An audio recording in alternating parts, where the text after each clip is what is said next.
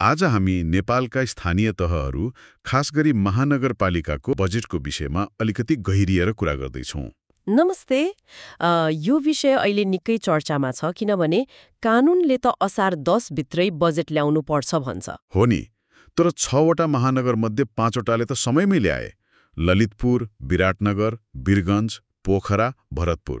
तर काठमाडौँले चाहिँ सकेन। काठमाडौँले समय सीमा गुजार्यो। यो आफैमा अलि अनौठो पनि देखियो, राजधानीको महानगरले नै नसक्दा। बजेट ल्याउनेहरूमा पनि आकार त फरक देखियो नि, हैन? कसैले बढाए, कसैले घटाए। हो, त्यो महत्त्वपूर्ण छ। जस्तो ललितपुर, विराटनगर, वीरगञ्ज, पोखराले अघिल्लो वर्षभन्दा बढाएका छन्। तर भरतपुरले चाहिँ अलिकति घटायो, करिब 5 अरब 19 करोड जति। भरतपुरले घटाउनुको कारण के रे? उहाँहरूले त्यो आन्तरिक आम्दानी सोचे जस्तो उठाउन नसकेर भनेर आएको छ। यसले के देखाउँछ भने हरेक पालिकाको आर्थिक अवस्था, स्रोत जुटाउने क्षमता फरक रहेछ।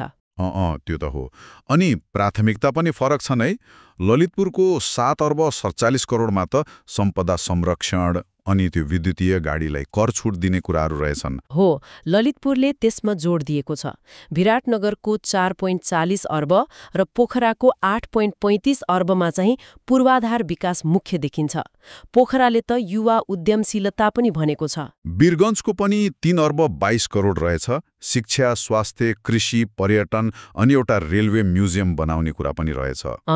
वीरगञ्जको आफ्नै प्राथमिकता छ।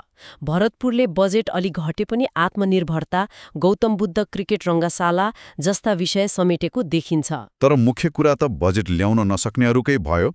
काठमाडौँ महानगर, धरान उपमहानगर सहित 42वटा पालिकाले तोकिएको समयमा बजेट ल्याउन सकेनन्। हो, यो चाहिँ चिन्ताको विषय हो। 42वटा पालिकाले समयमा बजेट नल्याउनु भनेको सानो कुरा भएन। यसको कारण के देखियो त? स्रोतहरू हेर्दा त जनप्रतिनिधि बीचको आन्तरिक किचोलो नै मुख्य जस्तो लाग्यो। एकदम। खास गरी काठमाडौँ र धरानमा त यो प्रष्टै देखियो।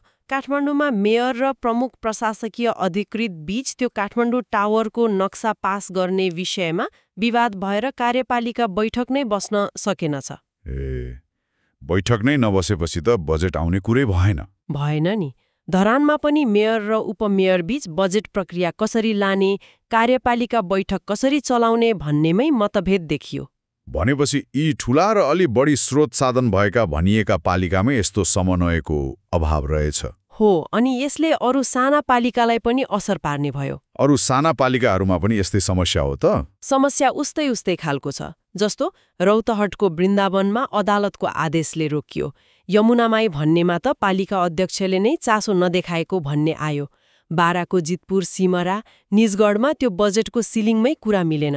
कपिलवस्तुको विजयनगरमा नि त्यहाँ बजेट कसरी बाँड्ने भन्नेमै विवाद भएछ। सप्तरी, धनुषातिरका केही पालिकामा पनि यस्तै समस्या छन्। कतै विवाद, कतै प्रक्रियागत ढिलाइ। यो त स्थानीय सरकार सञ्चालन ऐन अनि त्यो अन्तरसरकारी वित्तीय व्यवस्थापन ऐनकै कार्यान्वयनमा प्रश्न उठ्ने भयो नि त। हो नि, कानून छ तर पालना हुन सकिरहेको छैन। यसबारे संहिता विज्ञ खिमलाल देवकोटाजीको विश्लेषण पनि आएको छ है। उहाँले यसको असर र कारणबारे के भन्नुभएको छ? देवकोटाजीले निकै गम्भीर कुरा उठाउनु भएको छ। उहाँले भन्नुभयो अनुसार असारभित्र बजेट पास भएन भने साउन 1 देखि विकासका काम सबै ठप्प हो। पालिकाले तल भत्ता जस्तो प्रशासनिक खर्च मात्र गर्न पाउँछ, अरू केही गर्न पाउँदैन। अनि कर पनि पुरानै दर लागू हुन्छ। यसको सिधा मार त नागरिकलाई पर्यो नि। हो त नि, सेवा र विकास प्रभावित हुने भयो। उहाँले कारण चाहिँ के भन्नुभयो? कारण उहाँले त्यही भन्नुभयो, जनप्रतिनिधि र कर्मचारी तन्त्रबीच समन्वय र सहकार्यको एकदमै कमी अनि जवाफदेहिता पनि भएन। उहाँले संघीय सरकारको भूमिकाबारे पनि केही टिप्पणी गर्नुभयो जस्तो लाग्यो। हो, उहाँले भन्नुभएको छ संघीय सरकारले यस्तो बेला सहजीकरण गर्नुपर्ने हो। तर काठमाडौँको केसमा झन गाँठो पारेको जस्तो देखियो, जुन राम्रो भएन। उहाँको सुझाव चाहिँ अलि कडा छ। के सुझाव दिनुभएको छ? उहाँले भन्नुभयो कि समयमा बजेट नल्याउने पालिकाको त्यो समानीकरण अनुदान हुन्छ नि, त्यो काटिदिने अनि राम्रो गर्नेलाई चाहिँ बरु थप दिएर प्रोत्साहन गर्ने। यसो गरे मात्र जवाबदेही हुन्छन् कि भन्ने उहाँको तर्क छ। यो त कडा कदम नै हुने भयो, तर आवश्यक पनि हो कि? खै, अनुशासन कायम गर्न त केही त गर्नु पर्ला। त्यसो भए यो सबै घटनाक्रम, यो ढिला सुस्ती, यो विवाद, यसले समग्रमा के संकेत गर्छ होला? स्थानीय तहमा बजेट जस्तो एकदमै आधारभूत काममै यस्तो समस्या देखिनुले सङ्घीय शासन प्रणालीकै प्रभावकारितामाथि प्रश्न उठ्दैन र? निश्चय पनि उठ्छ।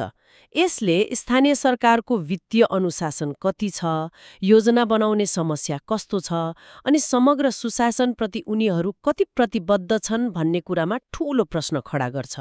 हो नि, जबकि कानूनले तोकेको सामान्य प्रक्रिया पूरा गर्नै यति गाह्रो हुन्छ भने नागरिकले खोजेको जस्तो सजिलो सेवा र तीव्र विकास कसरी सम्भव होला र? एकदमै, यो चिन्ताको विषय हो। र आजको यो विमर्शलाई यहीँ रोकौँ होला, तर एउटा प्रश्न चाहिँ मनमा रहिरह्यो।